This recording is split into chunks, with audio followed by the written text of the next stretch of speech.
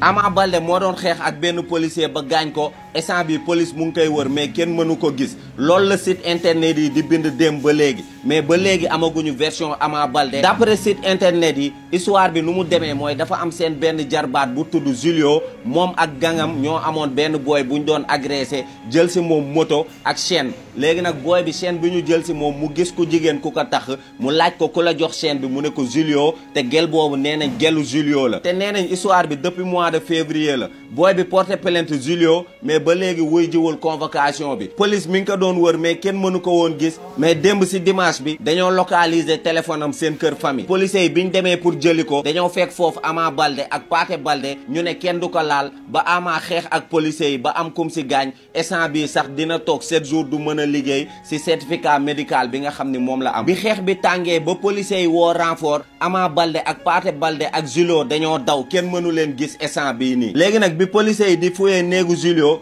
dañ faa fekk ay yamba mu doon histoire bu doy waar mais nee nañ si suba Jules Baldé dem na police ba jéggalu au nom de la famille Baldé démb Zarko la woon tey mu nekk Ama Baldé mbër yi da ngeen war a xam ni doo leen ay simple lutteur kase ay modèle ngeen dafa am ay milliers de jeunes yoo xam ne dañoo nekk seen ginnaaw di leen suivre te si yéen la ñuy roy donc da ngeen leen war a influencer si lu positif mais pas si ay violence te pour man violence bi nga xam ne instant bi am na si làmb ji bu fekkoon mbër bu nekk dangaa wax sa koñ benn booy du defati violence wala benn booy du fa defati yëfu dof kon booy yëpp ay nekk nit parce que yéen mën ngeen leen influencer si lu baax da ngeen war a xam ne être un champion c'est aussi montrer le bon exemple yéen ñi may seetaan wax leen ma seen avis si commentaire yi ba xam Ama Baldé dafa waroon défendre jarbaatam wala dafa waroon bàyyi yoon def liggéeyam